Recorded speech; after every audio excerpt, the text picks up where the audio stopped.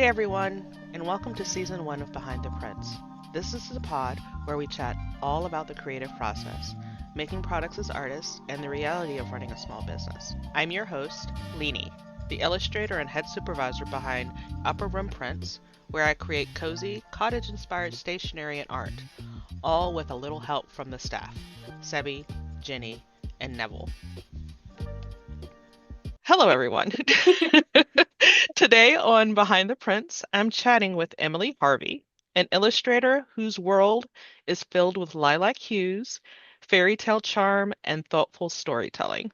What began as a quiet sketching session during her early motherhood has grown into a thriving creative business.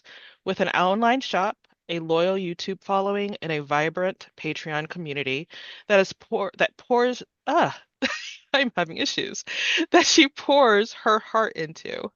Emily blends motherhood, illustration, and community building in a way that's intentional, imaginative, and completely her own. I'm really looking forward to hearing how she balances it all while keeping her work joyful and true to her style. So let's begin. Hi, Emily. How are you doing today? Oh, I'm really good. Thank you for having me. You're welcome. All right, let's unpin me. There we go. All righty. All right, so let's get started with the basics. Who are you? What do you do? And how your love of lilac and fairy tales turned into a full-time creative business. Wow. Okay, so my name is Emily. Hello.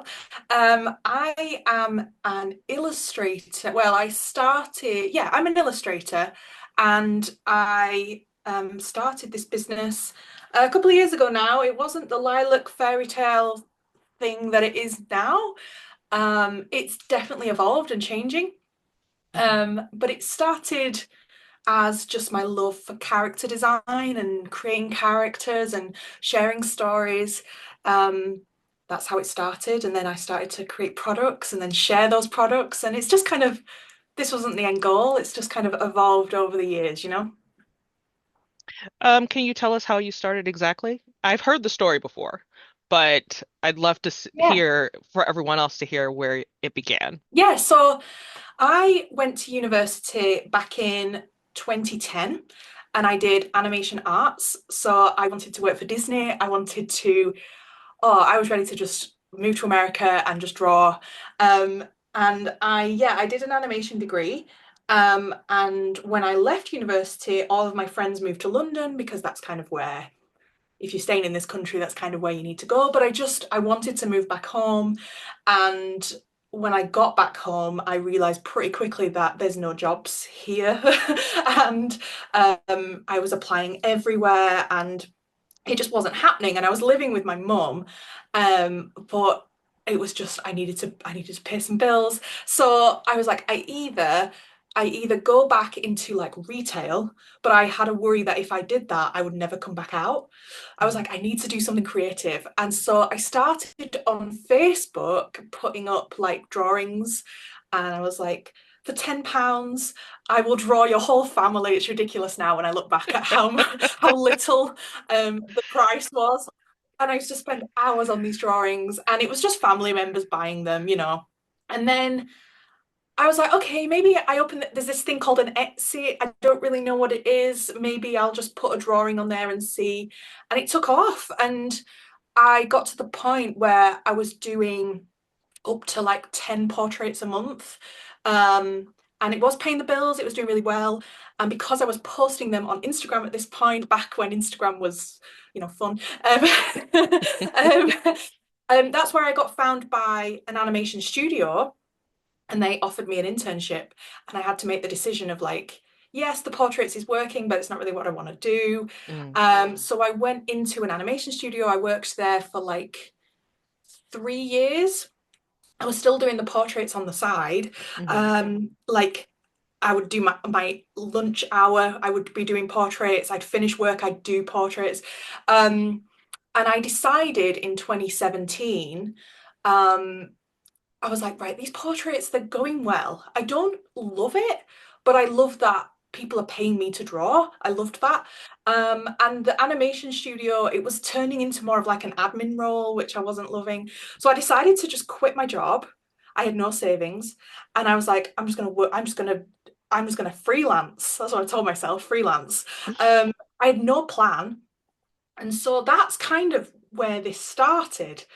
Um, and it was going well for a while, um, until it got to a certain month where I had no portraits lined up for that month, and the fear because I bought a house and it was so stressful, and I wasn't making products at this point. I was just doing these portraits. Mhm. I couldn't do it. I really struggled. And the problem was on Instagram, I wasn't like I do now. I don't share like I do now. I just uploaded my drawings once they were finished and just said, here's another portrait, here's another portrait. And it just failed. Like nobody, I didn't have any followers, like nobody interacted with me. I just was doing it all wrong. And so I gave up and I went back into a job.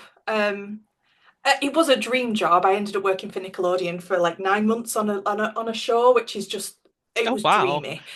Um, yeah, it when that came through, I remember being really stressed, and this was when I worked in the other room. I Mhm. remember being really stressed and like I couldn't pay the bills, and it was such a struggle. And I got an email to be like, "Hey, we've been trying to fill this role for a while. You should apply." And I did, and I got it.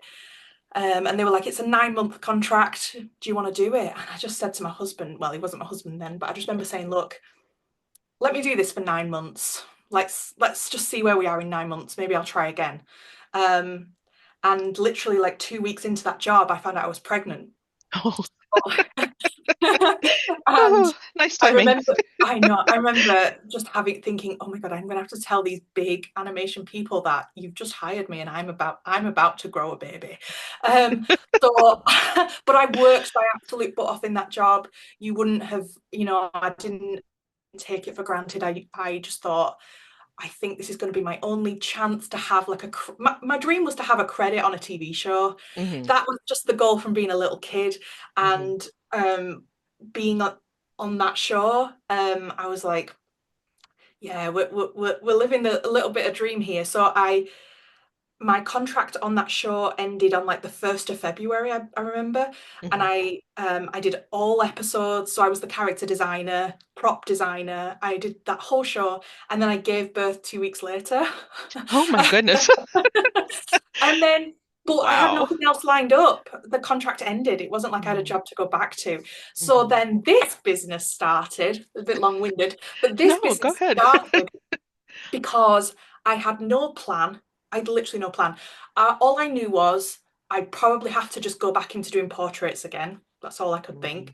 Um, and I just remember kind of Luca being a couple of weeks old and being very tired and just kind of going onto YouTube and just searching like artist, female, drawing, vlog. And some of my most loveliest friends now came up, and it's because of those videos while I'm feeding in the middle of the night. I was like, oh, you can do this. You can Hmm. draw and make money and kind of do it for yourself. And then I just remember saying to my husband, I'm gonna just draw and film it and see if people like it. And that was when he was 3 months old. I started, and I just Mm. haven't stopped since. He's now 6. Oh, Um, wow. and yeah, it's when I look back and think about it, it's a magical story. Like everything happened for a reason at the right time. Um, but it has The had its timing, challenges, the but timing yeah, was unbelievable from what I'm hearing. It was like unbelievable. exactly when it Yeah. needed to end, it ended. Yeah, Yeah. yeah, it's Yeah. absolutely crazy how everything's just kind of slotted into place. Hmm. Um, and like the year where I was really stressed and worried about paying the bills, it's crazy now. I was so worried, and I just think, no, that was meant to happen. I was meant to Hmm. have that year of stress, um, to to then get that job, to then find out I was having a baby, to then, you know what I mean? It all Yeah. just, and that's why now when I go through tough times, I'm like, no, it's all gonna be okay. Like Hmm. this is the journey. We just got to one foot in front of the other. We will get there. Um, your creative journey started with such a personal time. Can you talk a little bit about those early days of drawing while your son napped? Yes. Uh, yeah, that's I used to love that time. That time of having a newborn when they will just sleep. Yeah. They will just sleep. And yeah, I used to hold him and draw, and I found that as much as I loved having a newborn and having a baby, and it's all I wanted, I was so Mhm. happy. I really struggled with the not having a creative output. I really struggled with it. And that's why I was back at my desk drawing within a couple of weeks. I don't know if it was a part of me because I knew I didn't have a job that I was going back to. I was worried that if I don't draw, I'll never draw again. I don't know if that's a part of it, Hmm. Um, but I needed it. As soon as he fell asleep, it was like, this is my time. Mhm. I'm gonna draw. I think I also wanted to prove to myself that I could still do it. Right. I was so worried I would lose the skills that I'd built up. Um, but yeah, I loved it. And I found, to be fair, I did have to go back into doing the portraits pretty quick. So it wasn't as much like drawing for me. Mm. I was having to draw to bring in money, to be fair, pretty quick into having him, just because I didn't have like the traditional like maternity pay and all that. I had no money saved. um so yeah, so no, I loved it. And if you watch those early studio vlogs of mine, he is there, he is with me. I am drawing with him on my knee. Um but I needed it to just kind of stay sane, really. Hmm. Yeah, Yeah. that makes sense. Um, you mentioned earlier that what your childhood dream was to see your name in the credits. Hmm. Do you have something that fulfills that need now?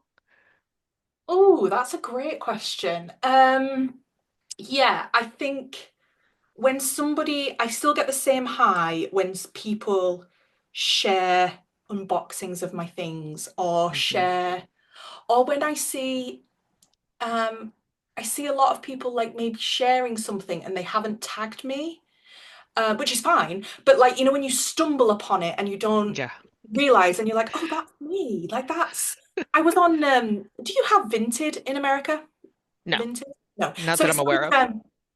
So it's like eBay. I don't even like people listening to this will be like, no, it's not. But imagine like eBay, but it was for clothes, and we have it in this country basically. It's an easy Okay. way to kind of sell your things. And I was scrolling. I buy a lot of like Luca's, and I sell a lot of Luca's clothes because it's just Mm. he's not in them for long and they're in great condition. Anyway, I was scrolling. And I was like, oh, I'm going to search for pins and see what people's pins are. And so many of my pins I saw. And I was like, oh my gosh. I mean, people are selling them. I shouldn't be Right. as excited. But the idea that it's like I'm out there in the world and it's Uh-huh. like that gives me that excites me. I love that. Um, yeah. I think the only equivalent we have is Poshmark. Okay. Yeah, No. it sounds similar to that. It's sort of Okay. like eBay, but it's like a web app where you can put clothes and Yeah. whatever. Yeah, Yeah. yeah. How did your background in animation influence your workflow now, if at all? Oh, well, it's definitely made me more I have a lot of attention to detail, which I think I do find that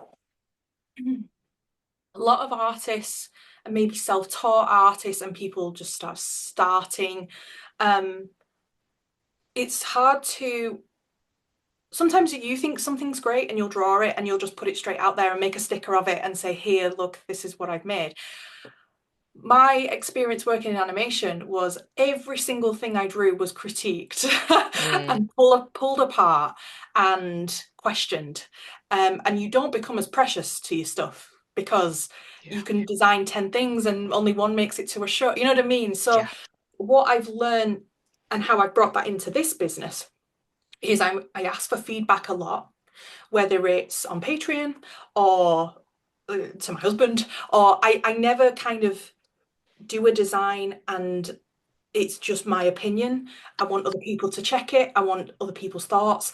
There's a lot of times I'll show my husband or I'll show my mum and I'll say, hey, what do you think of this? I won't explain it. and if I have to explain, like they might say, "What's that supposed to be?" I'll be like, "Right, I've done that wrong," because they've not understood it. And that has come from working for someone else and having a director and somebody who I just have to put their vision on paper. Um, and I do think that's one thing that's missing with a lot of businesses and small businesses now. It's very kind of like, I love it. I'm just Yeah. going to put it out. But you do have to kind of get feedback and listen to feedback and not see it as a bad thing if someone says something negative. As long as it's Hmm. constructive, it can make your designs so much better.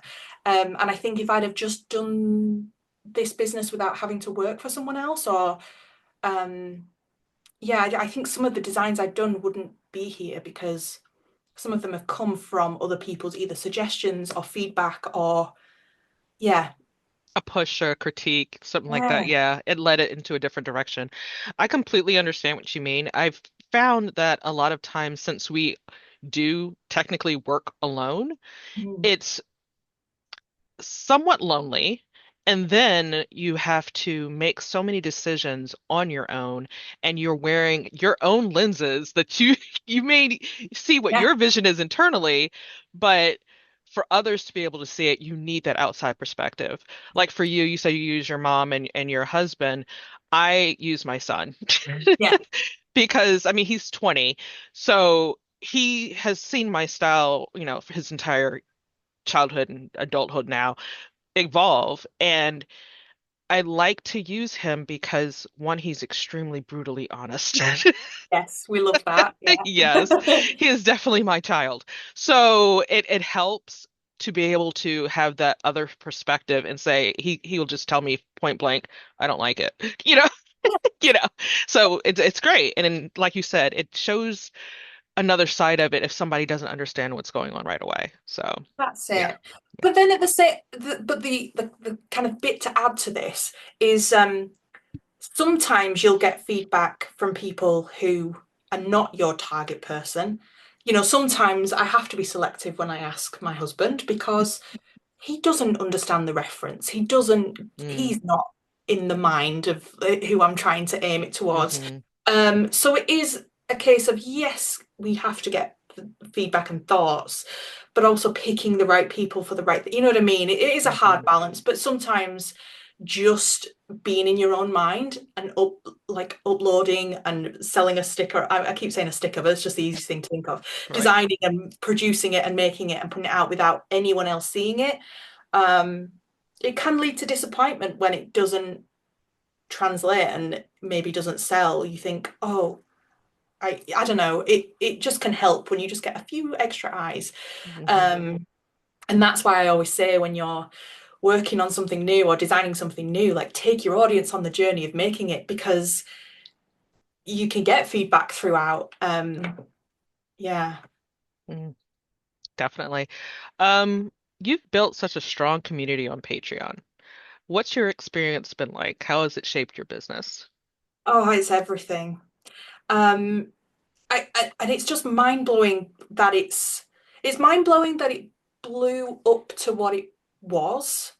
You know, I mean, we've been doing this nearly 6 years now, but when it first started, it grew very fast. And looking back, I don't know what was going through my head because I definitely wasn't processing how quickly it was all happening.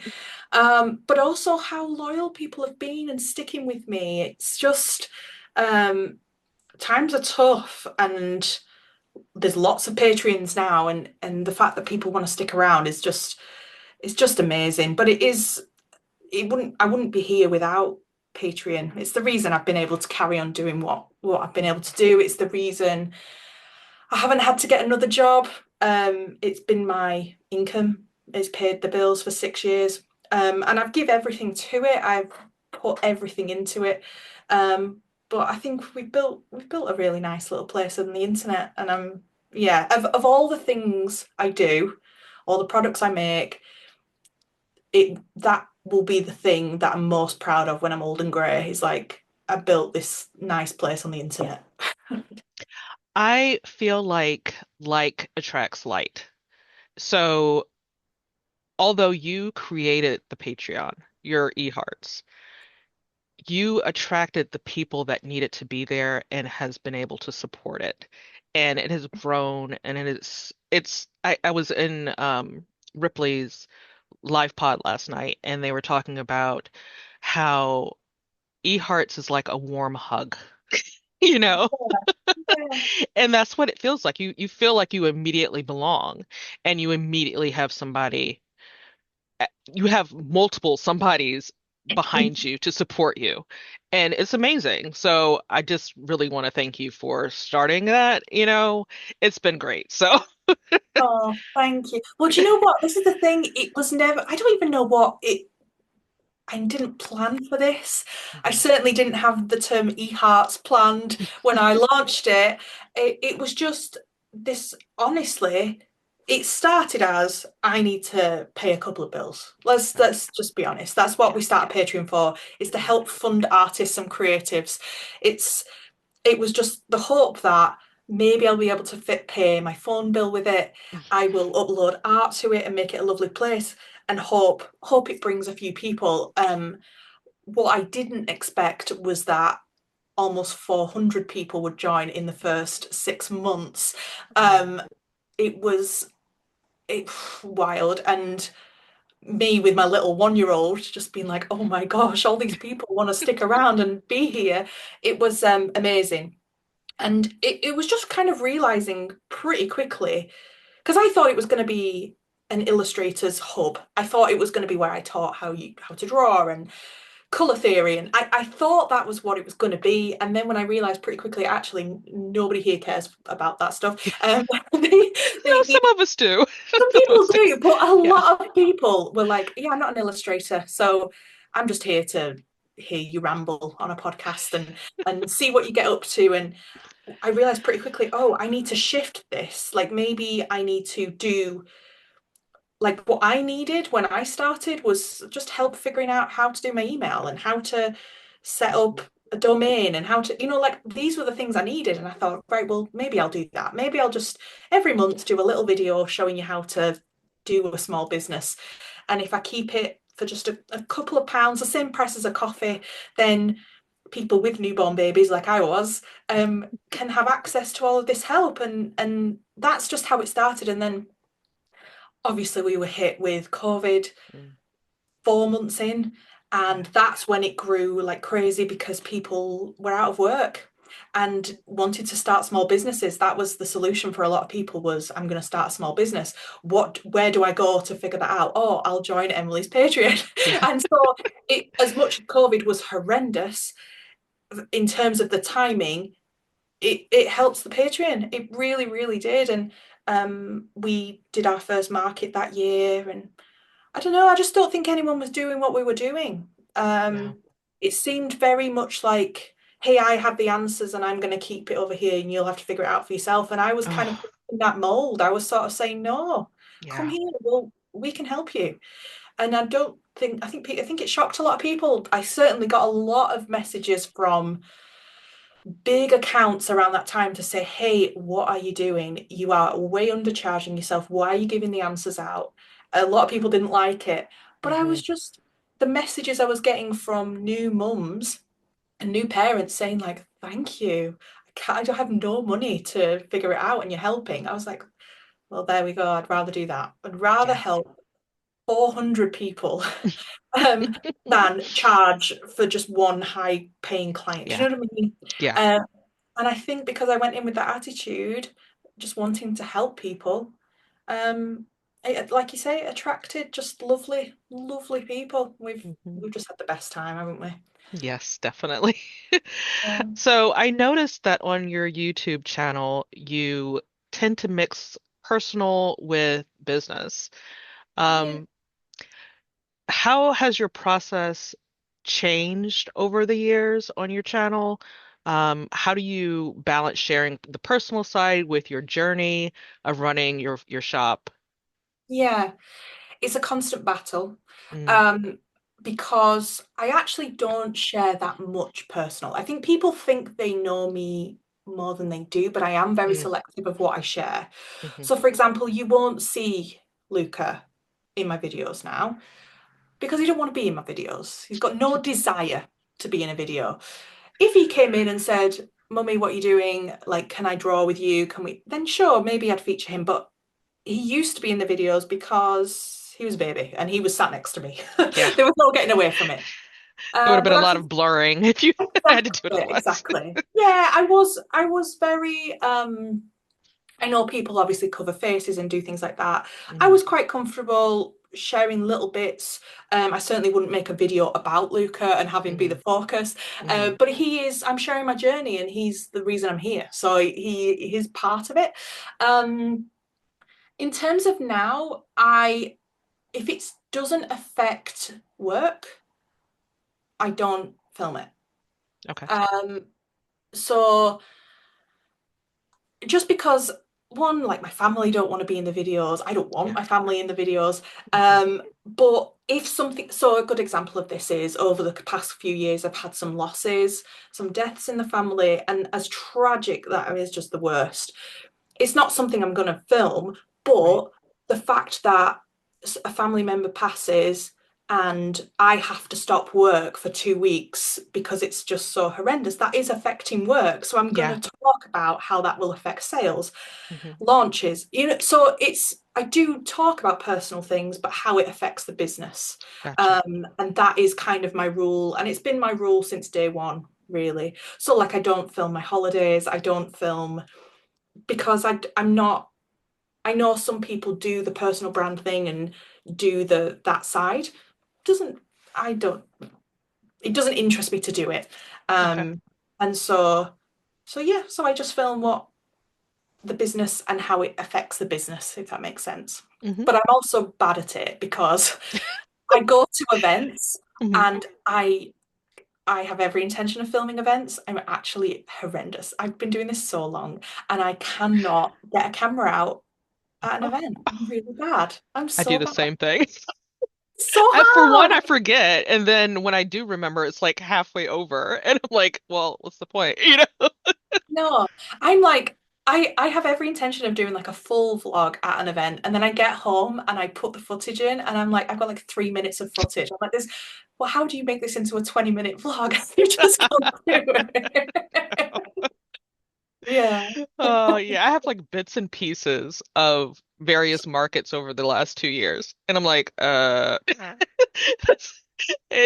like, yeah, it totals about 5 minutes, and it doesn't work. That doesn't work. No. Um, I know you have shifted your business somewhat in the last, what, 6 months or so. Yeah. And can you talk a little bit about that? Yeah, so like I say, it's constantly evolving. I don't know where it's going to be in 5 years. I don't even know where it's Hmm. going to be in a year. But I made a decision. It was August last year. So yeah, 6, 7 months ago. I've been feeling it a little bit anyway, but this business started obviously, like I say, because of my love in animation and character design, and all my products kind of featured characters, and that was the route I was going down.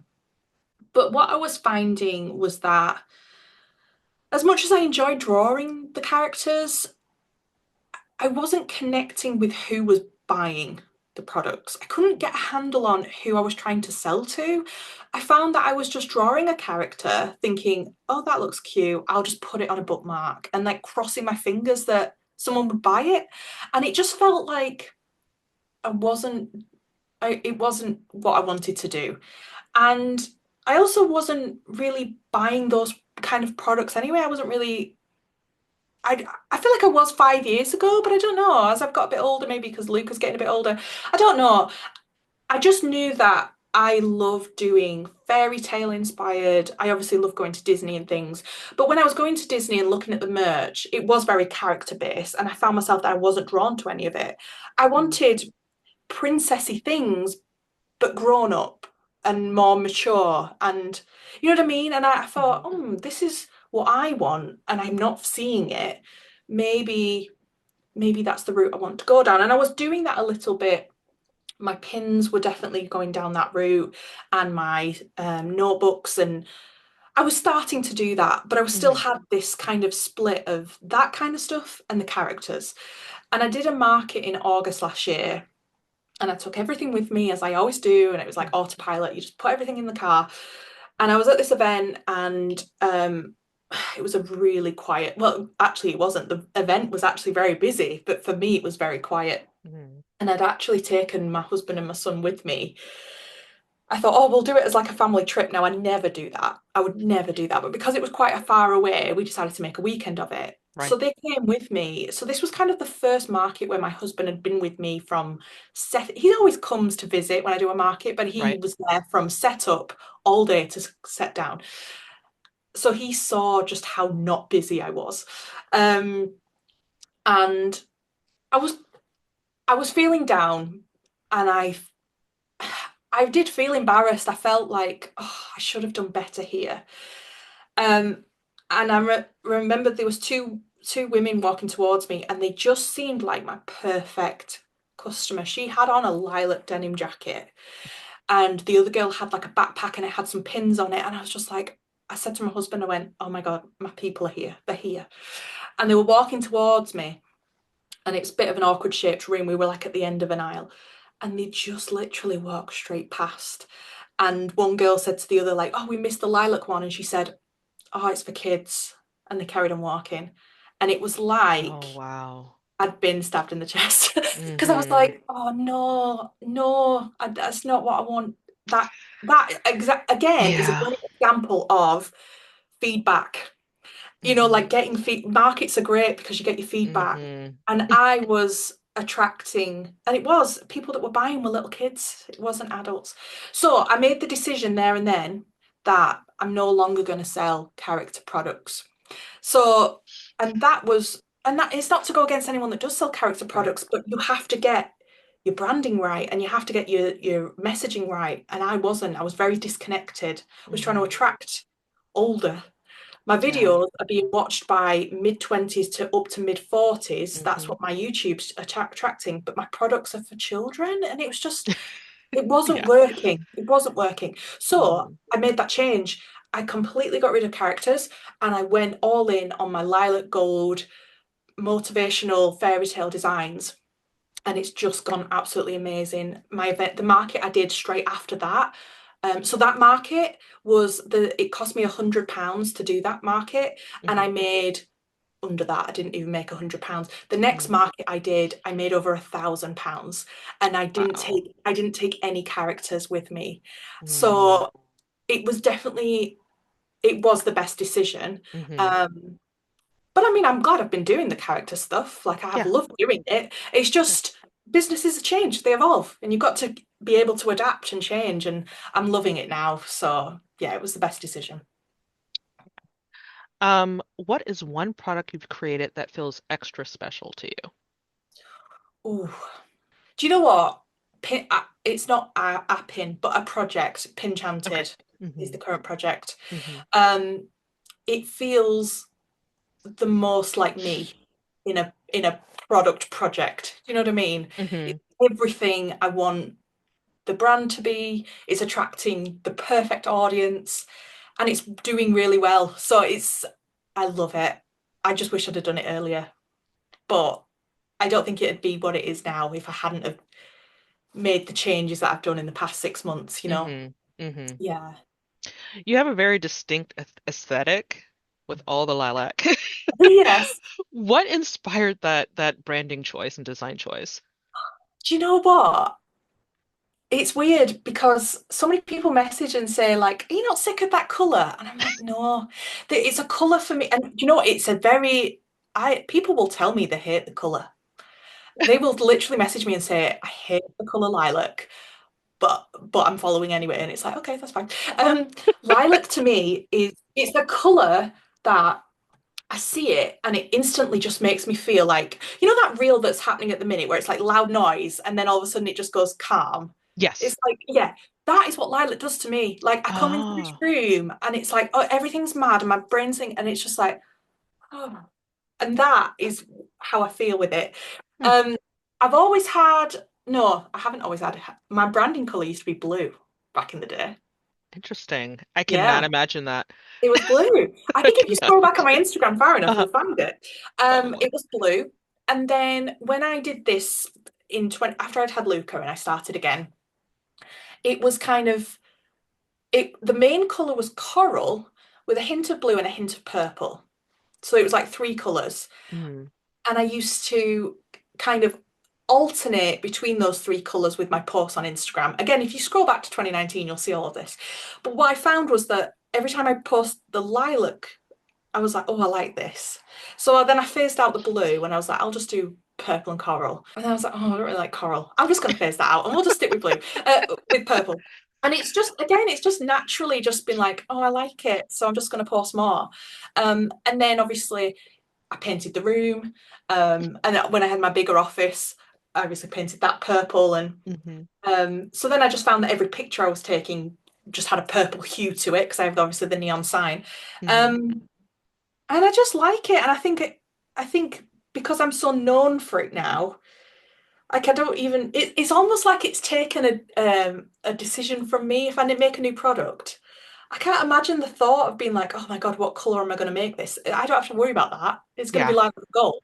Some people will think that's really boring, but actually, it's lovely having it be so decided for me, and I just love Mm-hmm. it. It's not like I'll ever get sick of it. And I was looking back at old pictures of when I'm Luca's age, probably a bit younger than Luca. I'm top to toe lilac, lilac shoes, lilac coat, and I said to my mum, I was like, "That's crazy that it's not like it's carried on." I had a big gap in the middle where I just wore Uh-huh. black, Yeah. you know. I think we all do, but okay. But it's crazy that that's how my mum used to dress me was is lots of lilac, and now how it's so ingrained in me. I wonder if it's my mum put it in my brain a long time ago and it's A just been sat subliminal there with message. yeah, yeah. Uh, what's something people might not realize about running a small business like yours? That I have no time to draw at all. Mm-hmm. I have the last picture I drew was 6 weeks ago. Mm-hmm. I haven't Wow. drawn anything since. Yeah. Um, and that is a combination of being a mum, having lots of admin, um, having a small having a side job that I do now as well. Mm-hmm. Um, being creative, I have to actively like put time in the diary as a small business and a small business that I pay the bills with it. It's not Yeah. like like if you obviously have another job and then your small business is kind of just like a side hustle, what we call it. Mm-hmm. Um, I feel like you'd have more time to be creative because I wake up and I'm like, right, bills need to be paid. So what needs to get done? And it's usually sitting and drawing for a couple of hours. It won't pay the bills yet. You know what I mean? Yeah. Or Yeah. it's if I am drawing, it's for a product, it's for a and so the actual just sitting and being creative, sadly, isn't a thing right now. Um, Do you miss yeah, it? yeah, a Yeah. lot. Yeah. Yeah. Yeah. So my goal right now is honestly, I'm trying to simplify my life. I want less outgoings.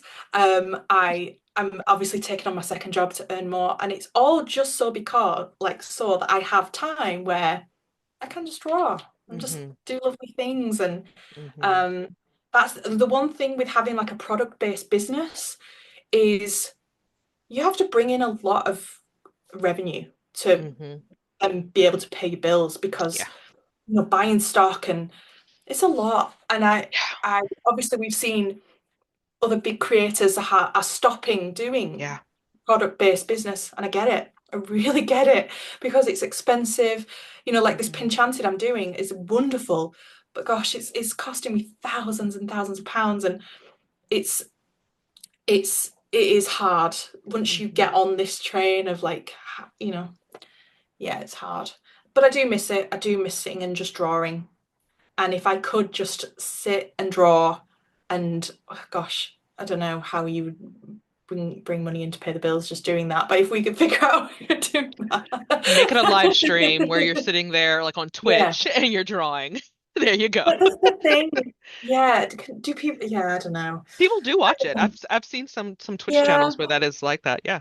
Yeah. Yeah. Okay. Well, maybe we need to start doing that. To be fair, I've been doing a lot more TikTok Hmm. and I think I'm going to do more drawing on there. So just Yeah. drawing for me. It's not going Hmm. to be for products, and people can Hmm. just watch. Yep. They'll still And gift coins and hearts and stuff. yeah, I think that Yeah. would be really good. But also I'm conscious that I I always want to keep getting better. I always Hmm. want to be like the best I can be. And the only way I'm going to do that is to carry on drawing. Like if I stop drawing for 6 months, it's not gonna it's not gonna be good for me. No. Um so yeah, the good thing is like I am drawing because so for Patreon, for example, I do monthly wallpapers and Mhm. I don't even know if people download them anymore. I do. Oh, good. Yeah. Okay. But even if they didn't, I'm still going to do them because it forces me to draw.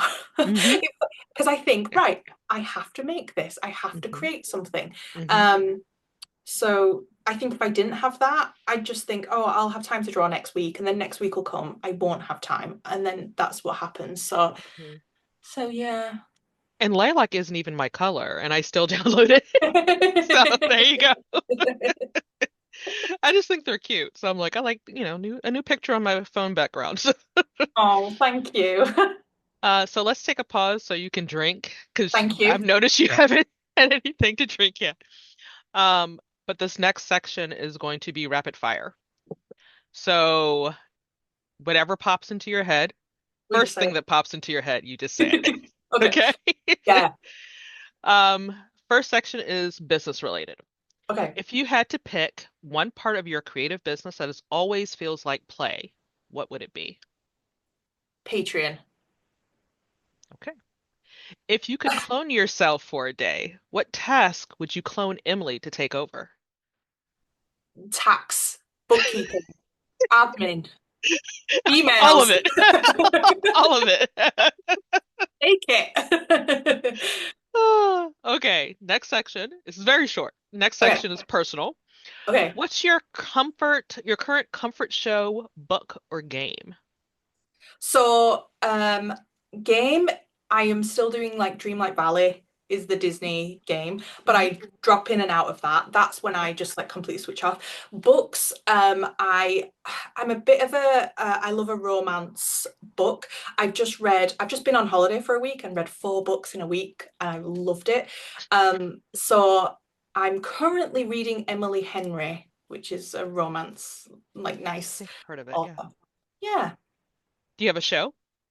Oh, sure. No, I've not really been watching. Do you know what? I started last night again, Downton Abbey, rewatching.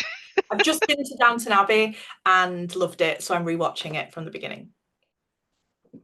If you yourself were a storybook character, what role would it be?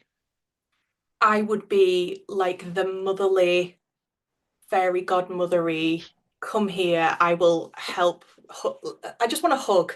Is that I naturally want to go to a hug. Um, so I'm definitely a side character. I'm older. I wouldn't say I'm wiser, but I want to help where I can.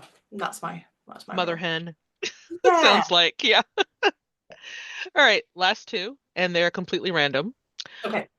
You wake up in the storybook world. What's the first magical object you look for? A wand. I just need a wand to fix all of my problems. And I'm still trying to find that bloody wand. Nowhere to be found, but I'm looking for it. Oh my God. It Oh, that would be nice. That would would be be nice. lovely, wouldn't it? If your art supplies had personalities, which one would be the diva? Ooh, rapid fire. I I instantly want to say, Was it is that Silas? yeah, for my drawing. She gets a bit like she shouts at me. I think she shouts at me when she doesn't get used. She gets a bit angry. I have her on a little stand, and Uh-huh. sometimes she'll just be at a bit of a diva-ish angle. Be like, "You've not used me. Hello. You haven't used me for 6 weeks. What's happening?" Oh my goodness. Yeah, that makes sense. That makes sense. Yeah. Mine is attached to my iPad, and every once in a while it seems to fall off. Yeah. So you're like, oh, I haven't drawn in a while. So yeah, So yeah, I get it. Yeah, we get Yeah. it. So what's next for you? Anything fun or magical coming up? What's happening? So I'm obviously doing Pinchanted. I'm like I planned the next 3 months of that, which is really, really exciting. Now that I've been doing it for 4 months, I feel like I feel slightly more confident in that it's going to be okay and like the Mhm. designs, who I know who's buying them, so like who I'm aiming them towards. Um, and the next couple are really exciting. We obviously have our next eHearts market, which I mean, every time we do them, they seem to just get better and better. So I'm really excited for the next one. And I'm kind of planning another Kickstarter later in the year. I didn't think I was going to do one this year. Just with Pinchanted almost feels like a Kickstarter every single month, like the emotional stress of it. Yeah. Um, but I have big dreams of. I made a planner last year, and I would really love to make some really nice planner stickers. Um, but it's not a case of I just want to make one sheet. I want to make like 20 sheets and make like a Mm, full set. You know, like when you get a new planner, you buy this set and you get everything you need and yeah. matching washi tapes and I just have this huge goal. So I'm gonna pull my finger out and aim to do that sort of maybe September time. Um, but I've got a lot to do and draw to lead up to that in September. Yeah, but that'll be exciting. Can't wait. I'm so That's so excited. exciting. But it's one of those, it's like you say, I have to schedule in time to do it because Hmm. it is a creative task. Hmm. Um, it's one of those that other things get priority over the top. And so it's really putting time aside to yeah, get everything designed and yeah, I'm excited. This is an added question, just as an aside. Do you find it difficult to switch from admin to creative? Yes. Um, yes, I do. I I think I'm pretty good at being very productive with the time that I have. So I'm not, I feel like before I had Luca, I used to procrastinate all the time. I'd wake up and I'd find other things to do, and I'm angry at old me. She didn't use her time wisely at all. Since I had Luca, and I've realised that I might only have an hour, I'm really good at getting stuff done in that hour. Hmm. So, like today, for example, a Wednesday is the day where I have no, like, Luca goes to school all day and then he gets picked up by my mum and he stays there overnight. So Wednesday is my day where I have all day. Um, and I'm really, what I tend to do is I should do the creative stuff in the morning. They always say, wake up and do your creative stuff. Hmm. I am somebody who I would rather get all the admin ticked off and then I can go into the evening drawing. I don't Hmm. like the idea of having to pick a time to stop being creative to get the admin done. I'd rather get all my admin done and then just draw until I want to go to bed. Yeah. Um, so I'm good at doing that. I'm not good at jumping between tasks. I get a bit overwhelmed and um, I always feel guilty if I'm doing admin. I feel guilty that I should be drawing, and if I'm drawing, I feel guilty that I should be doing emails. I'm not I'm not good at that. So yeah, but I think I'm okay. I'm definitely a very productive person. Hmm. You won't see me kind of sat scrolling or doing anything like that. If I've got a day to work, Hmm. I get a lot done. Um, but I might only have one day to work. So that's where Yeah. it's hard. You jam pack it all. Yeah, yeah, yeah, yeah. So lastly, where can people find you? You can find me everywhere. I'm so tired. I'm everywhere as Emily Harvey Art, Hmm. ART. Yeah, I'm on Instagram, TikTok now, Patreon, YouTube, Threads, Pinterest, wherever you want to find me. It's Emily Harvey Art. Oh, wow. Okay. Thank you all again for watching. Just like last time, I completely forgot to do the outro on the day. So this is actually like almost 2 months later. So quite a few of the things. Oh, now he's leaving me, so I can actually sit up and look presentable. Go ahead. So several of the items that Emily was talking about that were upcoming have actually already been done. So like the eHearts Market was in early May, and as you can see, today is June, Friday the 13th. Oh, yeah, that's already been done. But definitely take a look at her socials for updates on her plans and her schedules. I will have all of her socials listed below. And I just want to thank you all for watching. And in a couple of weeks, we have the last Behind the Prints interview or podcast for this quarter, for quarter two. And I hope you all come and take a listen or watch that one as well. Give this video a thumbs up and please subscribe. I've been in 400 count jail for a very long time, and I'd love to grow and be able to show you all some more behind the scene things and more interviews with other small businesses. So, anyway, thank you for joining me.